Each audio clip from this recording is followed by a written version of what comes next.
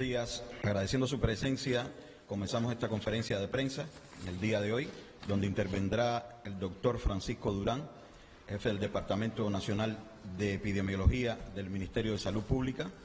También hará uso de la palabra Vladimir Regueiro Ale, viceministro primero de Finanzas y Precios, y el compañero Orlando López Garcés, presidente del Banco Metropolitano. Por favor, doctor. Bien, buenos días. Nosotros, al igual que hicimos ayer y debemos dar una información diaria, vamos a actualizar la situación en relación con el COVID-19 en las últimas 24 horas que han transcurrido desde la anterior.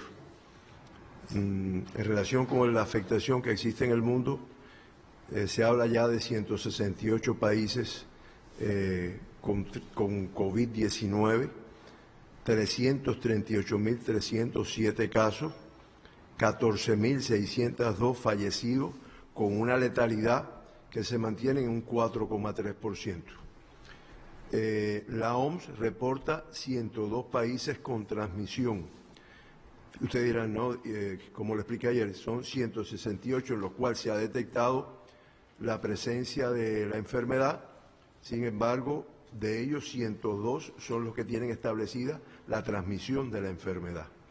Fuera de China, un total de 256.658 casos y 11.326 fallecidos.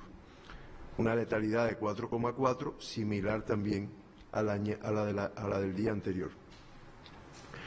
La región de las Américas están afectados 33 países, 11 territorios de ultramar, se confirman 41.879 casos y se acumulan 554 fallecidos. Fundamentalmente, el país que más incremento ha tenido son los Estados Unidos de Norteamérica, como tal. Se recibieron en el día de ayer un total de 2.539 pasajeros. Habíamos dicho que esta es una cifra que, como es natural, irá disminuyendo cada día con todas las medidas que se explicaron en la mesa redonda del día de ayer, porque anteriormente habíamos tenido 4.703. Ayer bajamos a 2.539.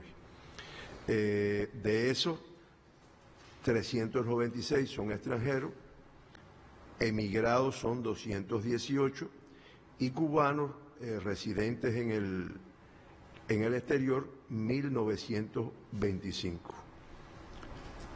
Cifras todas inferiores a las del día anterior.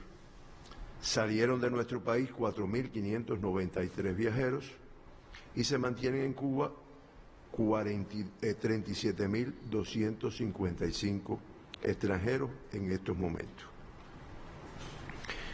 Se mantienen ingresados 1.036 pacientes, 531 que son sospechosos y 48 confirmados. Por lo tanto, ya estamos hablando de un incremento de 8 casos más en comparación con la cifra de ayer. Y se mantienen en vigilancia por la atención primaria de salud, por lo tanto con un aislamiento, pero en este caso intradomiciliario, un total de 33.132 viajeros. Se han investigado buscando otros virus respiratorios, 1.484 casos de pacientes que han tenido o tienen una infección respiratoria aguda, en algunos casos con sintomatología grave, lo cual es la cifra habitual de nuestro país. Cuando yo digo habitual, es el comportamiento que ha tenido en años anteriores, aunque a punto de partida de las acciones de pesquisa, de los conocimientos de la población y la percepción de riesgo de acudir al médico, pues hay un incremento en comparación con lo ocurrido en años anteriores y en semanas anteriores, que era lo que nosotros esperábamos y además hasta que medio inconforme, porque consideramos que todavía podemos encontrar más personas con sintomatología respiratoria que no se ha atendido.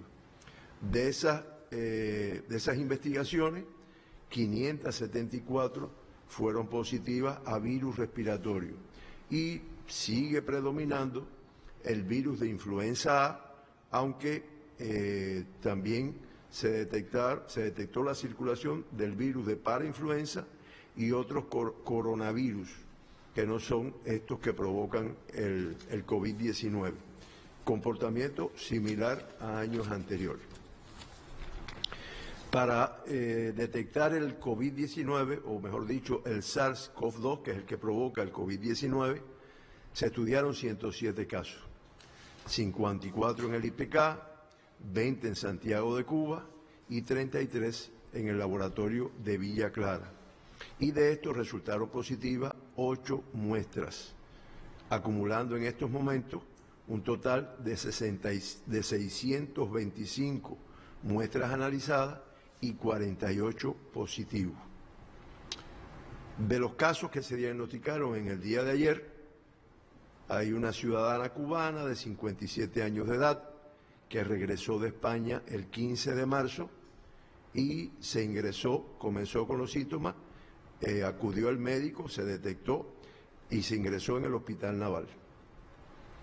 Hay un cubano de 42 años de edad, de Pinar del Río, que arribó a nuestro país el 11 de marzo, procedente de Uruguay, que este era un país que no habíamos tenido ningún caso relacionado con este país, es el primero. Comenzó con los síntomas y es ingresado en el Hospital León Cuervo Rubio de Pinar del Río.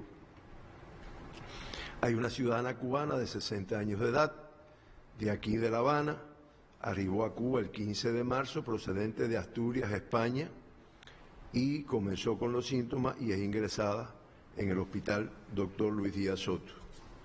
Hay una ciudadana rusa de 60 años de edad, de aquí de La Habana, que arribó el 15 de marzo, pero procedente de República Dominicana, o sea, no precisamente de Rusia. Comenzó con los síntomas y se ingresó y diagnosticó en el Instituto de Medicina Tropical Pedro Curí.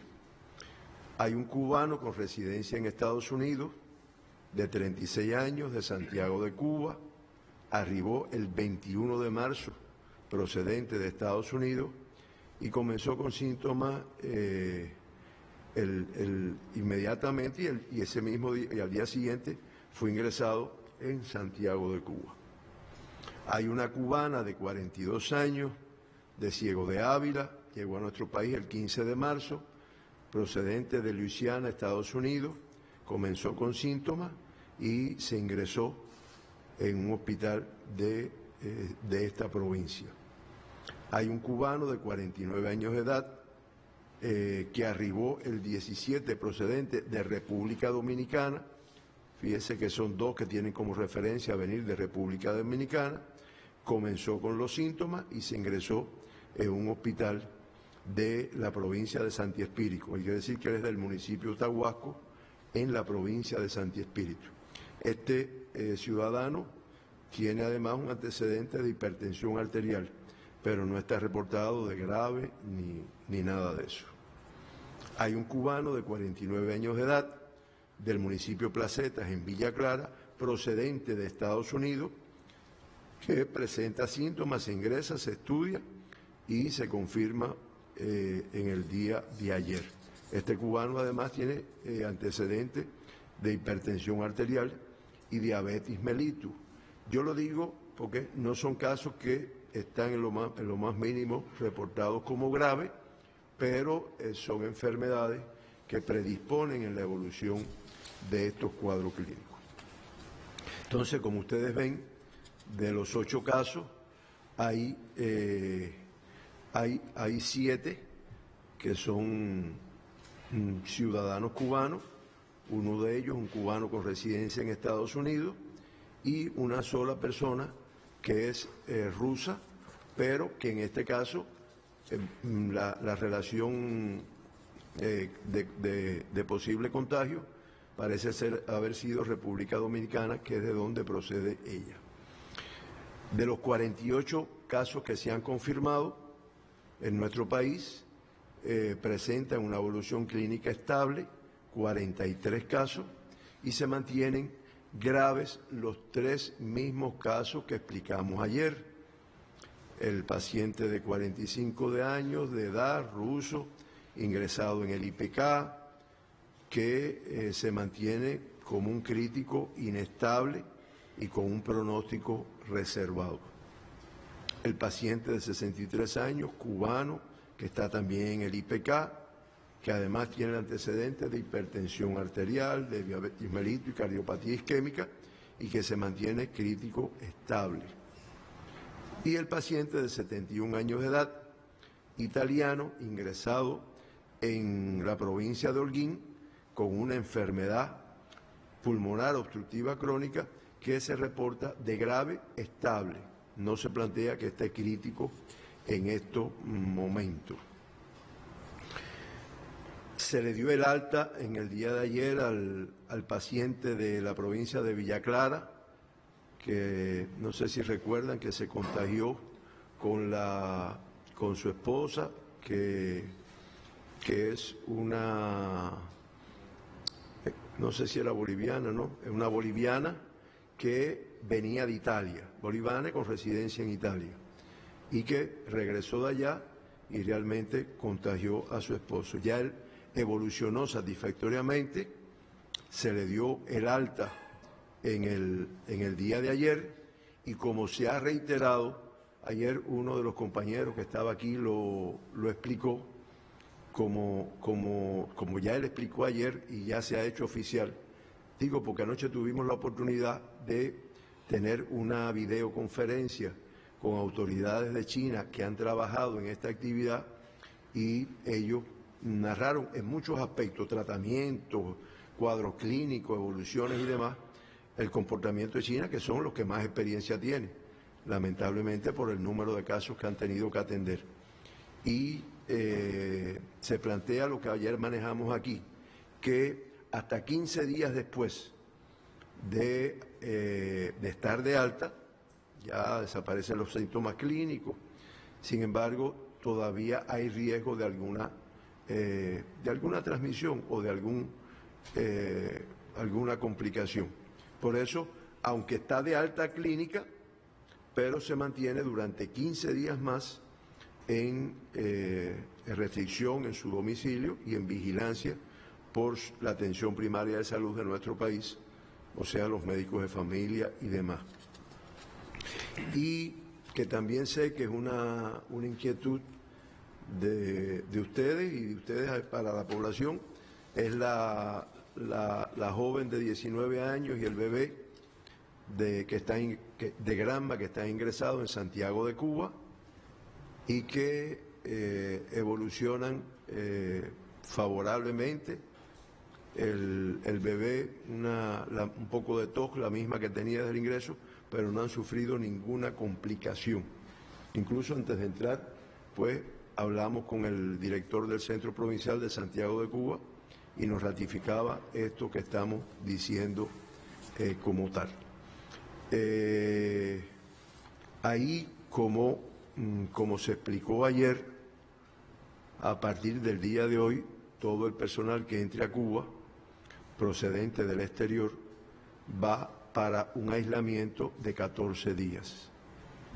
En los centros de aislamiento, que en cada territorio existen centros de aislamiento, y ahí se van a mantener en vigilancia durante 14 días. Ustedes recuerdan que hasta ayer esa medida la tomábamos con personas que venían de países con riesgo y sobre todo que tenían síntomas, que se ingresaban en los hospitales. Ya también, como se dio la información, todo el que arribe a nuestro país procedente del exterior, independientemente de que sea cubano, que sea extranjero, pues va para un centro de aislamiento donde se va a mantener en observación durante 14 días. Esos creo que son los aspectos que nos corresponde abordar hoy. No sé si las inquietudes quedan al final. Correcto. Sí. Buenos días a todos. Queremos informar que desde el inicio que se actualizó todo el programa nacional, el plan de medidas aprobado por el gobierno para enfrentar esta enfermedad, las autoridades fiscales dispusieron otro grupo de medidas con el objetivo de ir adecuando la carga tributaria de todos los agentes económicos, todas las empresas, unidades presupuestadas, formas de gestión no estatal, que incluye cooperativas no agropecuarias, todo el sector productivo de la agricultura y los trabajadores por cuenta propia, en función de que pudieran pagar sus impuestos ante las nuevas condiciones de afectación de algunos niveles de actividad que ya se venían verificando. Algunas de estas medidas están relacionadas con el tratamiento de suspensión del pago de los impuestos cuando se haga el cierre por disposición de la autoridad sanitaria, la autoridad de gobierno, de alguna de estas actividades. Como se ha venido explicando, aquellas donde hay mayor riesgo de que se transmita la enfermedad y cumpliendo también las medidas del aislamiento entre las personas, como es el caso de las actividades de bares, el alquiler de las piscinas, la transportación interprovincial de pasajeros, los gimnasios, y una evaluación que tendrá que realizarse sistemáticamente por los gobiernos en cada uno de los municipios para el tratamiento a cada una de estas actividades. Hay medidas de carácter general para el caso del sector empresarial, donde se reduce la carga impositiva a partir de que se realiza una bonificación en el pago del impuesto sobre las utilidades, es decir, el impuesto relacionado con las ganancias, los resultados empresariales, donde el tipo impositivo general del 35% se reduce a un 25%. Esto coloca en mejor posición a las entidades para asumir estos compromisos con el presupuesto del Estado. Otras adecuaciones están relacionadas para aquellas actividades de trabajo por cuenta propia, donde sin existir una suspensión de la actividad, hay una contracción en el nivel de prestación de los servicios. En estos casos, los gobiernos locales, específicamente los consejos de la administración municipales, pueden adoptar o aprobar una reducción de las cuotas tributarias mensuales hasta un 50%. Y más recientemente, en la medida que se va monitoreando de forma sistemática, puntual, por el Ministerio de Finanzas, de acuerdo con los distintos gobiernos, las distintas provincias, se adoptaron otro grupo de medidas con carácter general para todo el sector de trabajo por cuenta propia, para todas las personas naturales que tienen aplazadas sus obligaciones por cuotas mensuales, por la presentación de la declaración jurada. Debemos entender que en este periodo está transcurriendo el de presentación y pago, las campañas de declaración y pago de tributos en nuestro país. Bueno, todas estas obligaciones, incluyendo el pago del impuesto sobre las ventas y sobre los servicios que deben abonar, quedan aplazados hasta después del 30 de abril, momento en el que se irá ordenando progresivamente el cumplimiento de estas obligaciones. Y todas estas medidas también se adoptan en función de reorientar desde la Oficina de Administración Tributaria la atención a sus contribuyentes. Por eso se va a adecuar la asistencia, la asesoría a los contribuyentes y los servicios a través de los medios digitales, el portal web de la Oficina de Administración Tributaria, el uso del correo electrónico, los sistemas de llamadas telefónicas para evitar la concurrencia, la asistencia de los contribuyentes a las oficinas de Administración Tributaria y también al sistema bancario. Por eso es que están aplazadas el cumplimiento de todas estas obligaciones. En función de ello, también se está estimulando a nuestros contribuyentes a que hagan uso de los medios automatizados, las plataformas, las aplicaciones, Transfer Móvil, la aplicación de Telebanca, como medio para pagar los impuestos. O sea, se ratifican estas obligaciones, pero con un aplazamiento en su pago. Las oficinas de administración tributaria también han recibido indicaciones, y así lo implementan, de tener una atención diferenciada al adulto mayor, a las personas que son más vulnerables, para evitar, en el caso de que concurran por determinada situación a la oficina, tengan una pronta atención, una atención diferenciada. Igual se adoptan como institución pública las medidas técnicas organizativas para mantener el distanciamiento entre todo el personal que debe ser atendido. De otra parte, se han suspendido todos los trámites de actualización ante el registro de contribuyentes. Estamos hablando de los trámites de inscripción, es decir, las altas o el reconocimiento de la situación fiscal de estos contribuyentes, la modificación de cualquiera de sus atributos, el traslado de un municipio o una autoridad fiscal a otra, cualquier trámite, incluso las solicitudes de certificaciones fiscales de las distintas naturalezas, todo esto está suspendido también hasta el término posterior al 30 de abril, con el mismo objetivo de proteger a nuestra población, a nuestros contribuyentes y evitar la concurrencia a la oficina. Una obligación muy sensible porque contribuye, o sea, retribuye al propio contribuyente en el financiamiento a la seguridad social, es base para las prestaciones que luego va a recibir, y es que está aplazada en el caso de todos los contribuyentes que tengan alguna afectación en su actividad o sea suspendida la misma, el pago de la contribución especial a la seguridad social. Es una obligación que se prorroga hasta tanto se restablezca esta situación. Todos hemos estado al tanto del tratamiento de garantías que tendrán nuestros trabajadores que se vean impactados por esta situación del COVID-19. Y las garantías, las remuneraciones que reciban por este concepto, de lo cual están obligadas todas las entidades a retribuir a sus trabajadores, no están gravadas ni con el impuesto por la utilización de la fuerza de trabajo, lo que constituye una desgravación para las entidades, ni está afectado el trabajador por esos ingresos en el pago del impuesto sobre los ingresos personales o la propia contribución especial a la seguridad social. Es decir, está liberado de cumplir esas obligaciones, no están sometidas a el pago de tributos. Se han rediseñado también en estas circunstancias todas las acciones de control fiscal, de auditorías, de fiscalizaciones, de cualquier tipo de control de la administración tributaria hasta que esta situación se restablezca y se reinicien estos trabajos. Es importante también destacar, y ayer se insistía en la mesa redonda por nuestra ministra, que debemos reforzar las estructuras y todo el sistema de trabajo de control de los precios mayoristas y minoristas que actualmente están establecidos y evitar cualquier conducta de incremento especulativo, sea por entidades o por personas que inescrupulosamente puedan acaparar o aprovechar esta situación para lucrar con precios exorbitantes a la población. Esto, por supuesto, se realizará de conjunto con las estructuras de gobierno y con el monitoreo del sistema de precios que tenemos implementado. Esas son las medidas con carácter general que se han establecido y ratificamos que nuestro ministerio mantendrá un seguimiento, un monitoreo de cómo evoluciona la situación. Por supuesto, estas medidas se van aplicando gradualmente, algunas son generales, pero otras gradualmente se irán aplicando en la apreciación que se tenga en cada municipio, en cada provincia, del impacto que tenga la enfermedad en las actividades económicas. Gracias. Sí, por favor, tiene la palabra el presidente del Banco Metropolitano. Sí, buenos días. Bueno, el sistema bancario cubano y todas sus instituciones cuentan con un plan de acción y un grupo de medidas que contribuyen a mitigar y a prevenir la COVID en las sucursales bancarias. De manera particular, aquellas instituciones, digamos, Banco Popular de Ahorro, Banco de Crédito y Comercio, Casas de Cambio Cadeca y Banco Metropolitano. Estas medidas en un primer momento están encaminadas a todo lo que tiene que ver desde el punto de vista interno.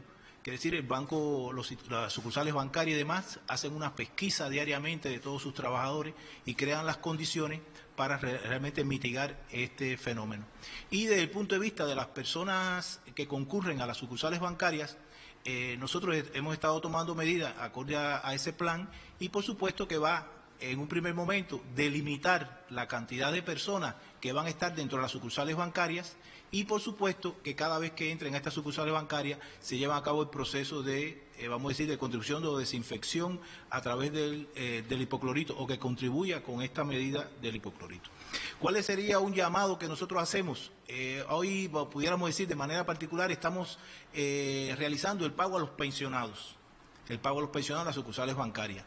Aunque en esta primera hora y media, vamos a decir que comienza el pago a los pensionados de manera particular en La Habana, los pensionados tienen la posibilidad de cobrar sin, vamos a decir, de manera diferenciada, no se atiende a otro cliente nada más que a los pensionados desde las 8:30 hasta las 10 de la mañana. Quiere decir que ese pensionado tiene una atención diferenciada.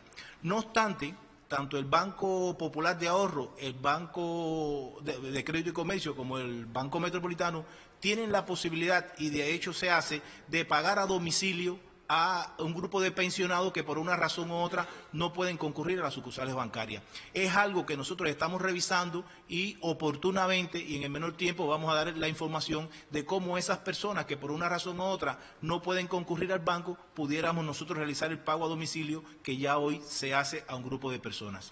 También hay una facilidad que el banco siempre ha tenido y que se puede utilizar, es lo que se le conoce como el endoso. Las personas que concurren al banco, por lo general, es porque tienen una chequera para el cobro de su pensión.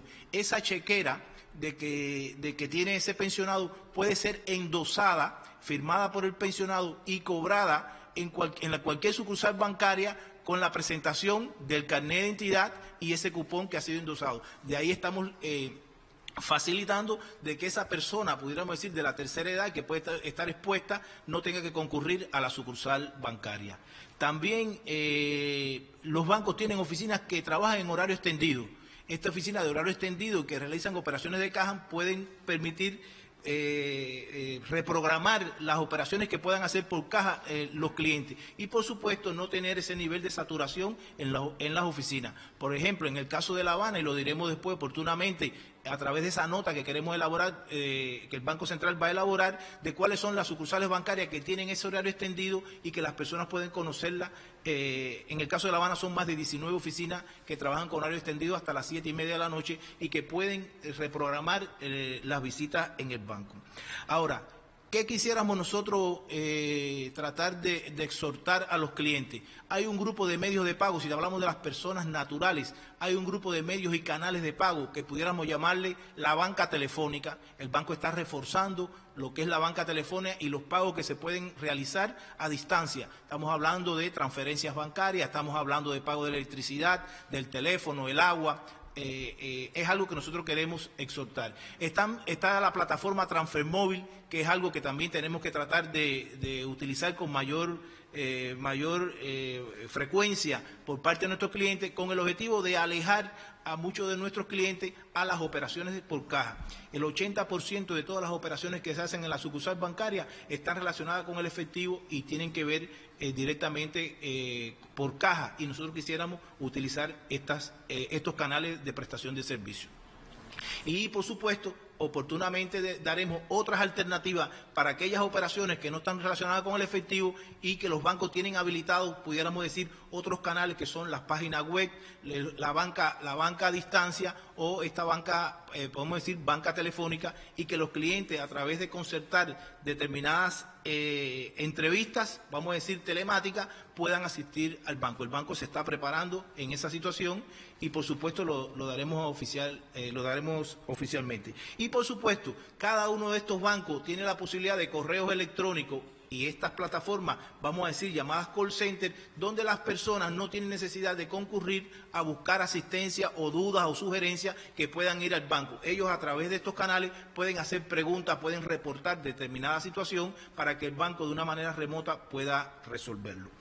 ¿Qué ha hecho el banco? Bueno, una de las medidas que el banco está trabajando, ya las instituciones bancarias lo están ya instrumentando, es todo lo que tiene que ver a la renegociación o suspensión de las deudas bancarias que tienen tanto las personas naturales como las personas jurídicas y que por una razón van a estar afectadas por insuficiencia, vamos a decir, de sus fuentes de ingresos.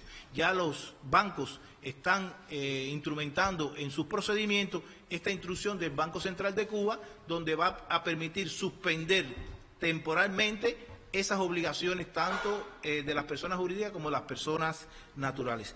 Me parece que de manera general el banco va a estar informando, va a estar actualizando su plan de medida y por supuesto estamos en correspondencia con todo este plan de acción que se lleva a cabo para mitigar la COVID. Bien, pasamos a una breve sesión de preguntas y respuestas. Por favor, le pedimos que se identifiquen con su nombre y el del medio de prensa. Sí.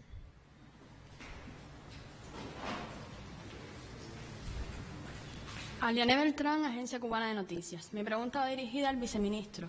Se asegura el tratamiento gratuito hoy en Cuba a los cubanos que tienen la enfermedad y además se sabe de países en los que esto cuesta alrededor de $30.000. Además, se han anunciado medidas de protección social por las máximas autoridades. ¿Qué impacto tendrían todas estas medidas en el presupuesto del Estado y cómo se proyectan los ingresos ante el posible deterioro de las exportaciones. Gracias. ¿Respondemos ahora? Sí, es una pregunta muy interesante y tenemos que partir de reconocer la naturaleza tan humanista que tiene nuestro presupuesto. Y está en correspondencia con el propio programa de atención que tiene nuestro gobierno en función, o sea, para enfrentar esta enfermedad. No hay distinciones en la atención a ningún paciente. Los nacionales, los extranjeros, todos tienen esa cobertura de salud aquí en nuestro país. Y no se escatiman los esfuerzos para garantizarlo. El presupuesto es garante de o respalda todas estas operaciones del sector de salud pública. Un sector al que destinamos una cifra importante, aproximadamente un 24% de todo el presupuesto de la nación. En estas condiciones, evidentemente, por gastos extraordinarios que hay que incurrir en ellos para garantizar las condiciones del aislamiento, los tratamientos que tienen sus costos incrementados, los medicamentos. Esto conecta con nuestra propia industria biofarmacéutica, que tiene otros insumos, otros niveles productivos para poder garantizar todos los tratamientos. Todas las medidas preventivas, que también tienen sus costos, todo será respaldado por nuestro presupuesto. Es decir, que vamos a enfrentar un escenario de un crecimiento de los costos, los gastos de todo el sistema sanitario en el país. Y eso tendrá la cobertura de nuestro presupuesto. En materia de ingresos, es evidente la afectación que tenemos en el sector del turismo, en otras exportaciones.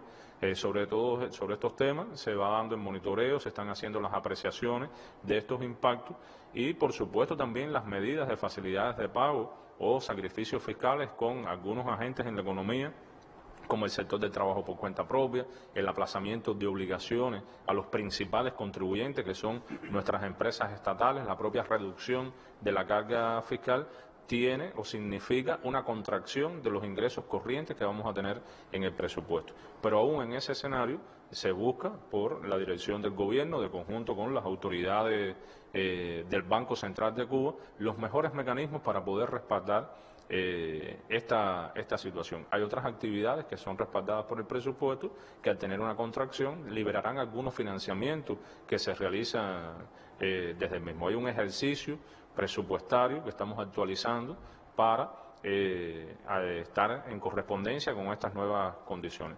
Pero lo esencial es que nuestro presupuesto dará cobertura a todas las demandas del sistema de salud, aún en estas condiciones de disminución de los ingresos que podemos sostener. Estamos en una fecha del año donde todavía el nivel de ejecución de nuestro presupuesto previsto para los 12 meses nos da un margen de actuación.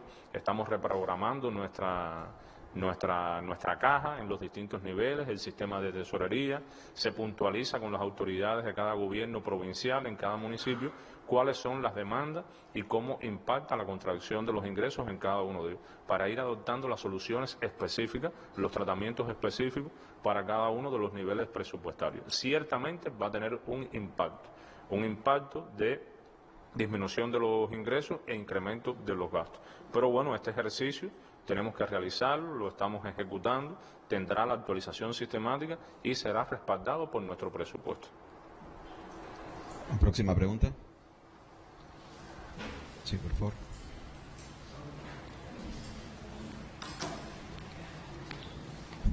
Sí, buenos días. Eric Araballoso, Revista en Cuba. Mi pregunta es para el doctor Durán.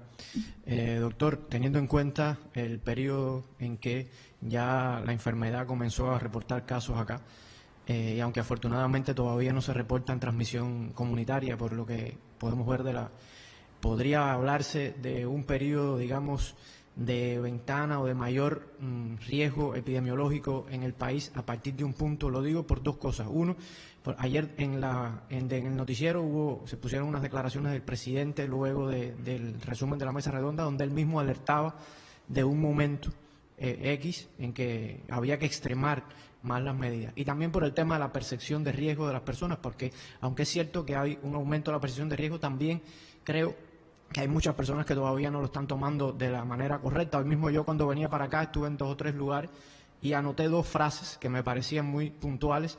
Una frase decía, de una persona que la dijo al lado mío, muy bien todo, pero si a la gente no la obligan a trancarse, la gente no se va a trancar. una frase que decía eso, y otra persona que dijo, la gente está alterada en la calle con el COVID yo no sé por qué tanto lío. O sea, eso lo dijeron dos personas muy cerca de mí hoy mismo en la mañana después de la mesa redonda de ayer. Y me parece que es muy importante elevar la percepción de riesgo de las personas. Por eso pregunto, y repito, teniendo en cuenta la evolución de la enfermedad en otros países, el estudio epidemiológico, hay un periodo en que las personas tienen que comprender que tienen que reforzar todavía más por el riesgo real, aun cuando no haya transmisión comunitaria declarada en el país. Sí, ya yo lo había explicado ayer, este plan tiene diferentes etapas y en correspondencia con lo que va pasando en el mundo y en Cuba, pues las medidas se van incrementando.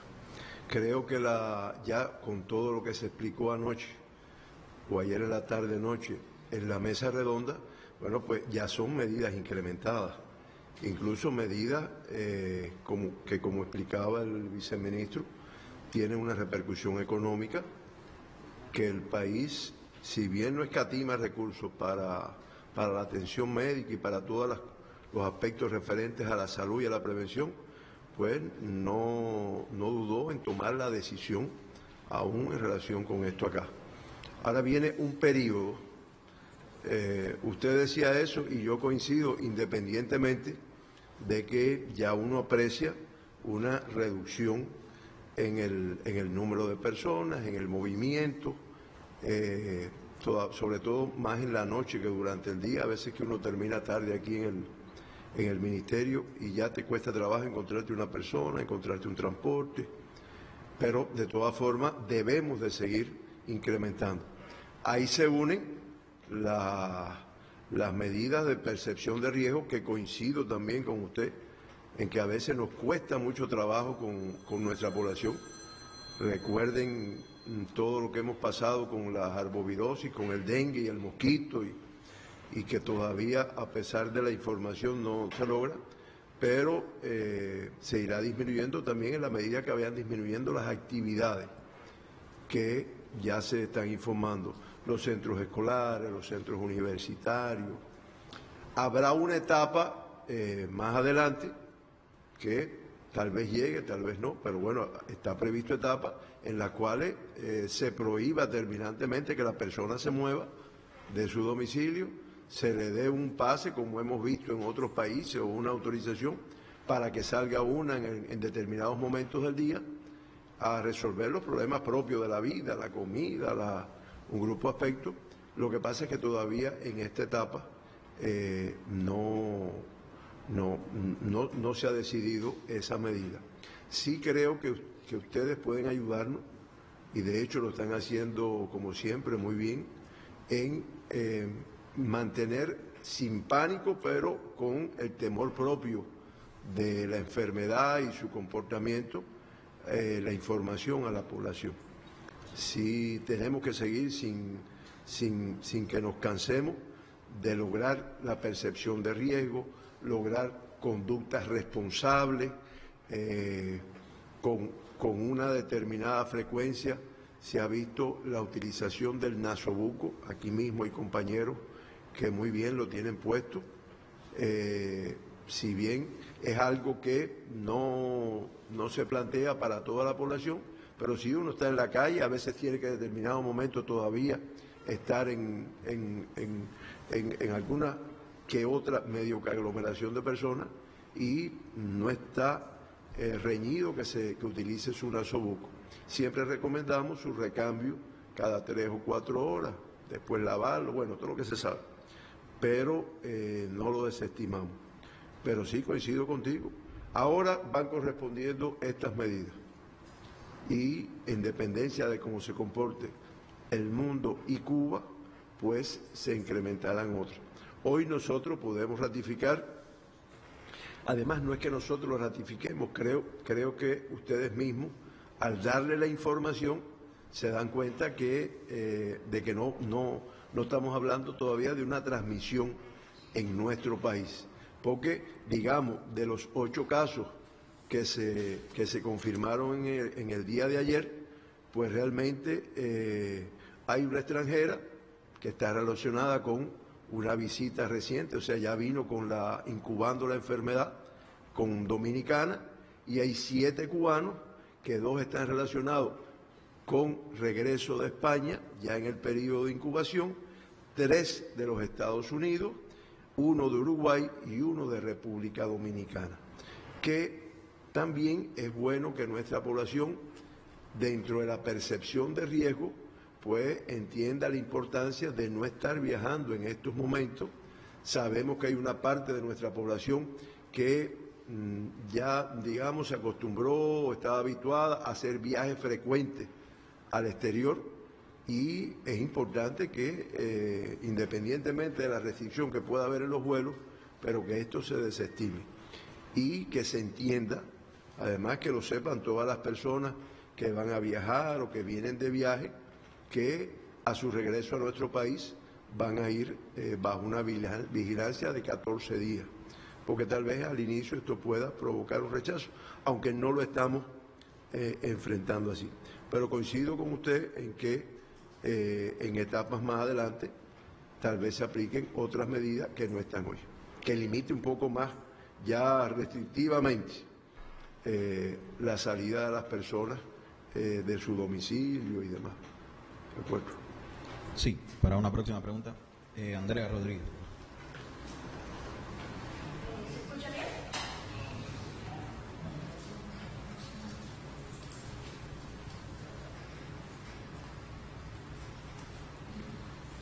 Sí, buenos días, soy Andrea Rodríguez de la agencia de prensa AP.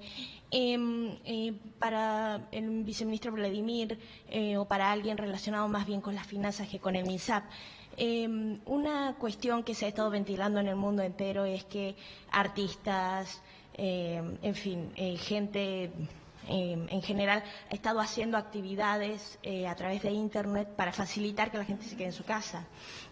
Muchos cubanos me planteaban que con el precio del Internet actualmente y con los precios que pone Texas se les hace muy difícil a la gente hacer este tipo de actividades, incluso las famosas teleconferencias o videoconferencias que podrían facilitarse a través de Internet. Quisiera saber si hay algún plan por parte del Estado cubano para facilitar la conexión Internet en estos días de coronavirus. Gracias. Bueno, en relación con los precios, explicábamos que ahora está muy clara una política de controlar que no tengamos un alza de los precios en esta situación. Las tarifas de los precios de la conexión a Internet, los paquetes de datos, o sea, todas estas tarifas están descentralizadas su aprobación a la propia empresa. Seguramente forma parte de los análisis que se están haciendo de la evaluación de esta situación, pero en estos momentos no tenemos un pronunciamiento específico sobre ese tipo de servicios. Pero de seguro son de las cuestiones que se están evaluando por esa entidad. Sí, para una última pregunta.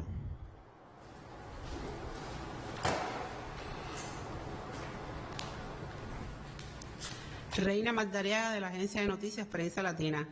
Yo quería saber, teniendo en cuenta que es un sector de la sociedad vulnerable y además constituye foco de transmisión por las condiciones en que vive, quisiera saber qué tratamiento se le ha dado a los deambulantes. Porque, bueno, son personas que se mueven de aquí para allá y no tienen percepción de riesgo de la epidemia. ¿Qué tratamiento se le ha dado? Porque eso es muy importante para lograr un poco acorralar la enfermedad. De acuerdo, son de los aspectos que nosotros evaluamos todos los días, diferentes aristas, porque tiene muchos elementos.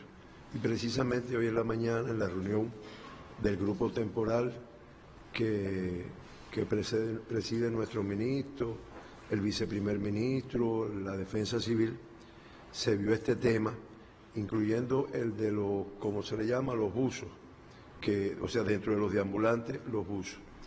Y aunque hoy no podemos decir, no, mira, se van a hacer estas cosas, pero ya hoy vamos a hacer un grupo de propuestas en relación con esta situación. Bueno, muchísimas gracias a todos, gracias por su presencia. Damos por culminado la conferencia.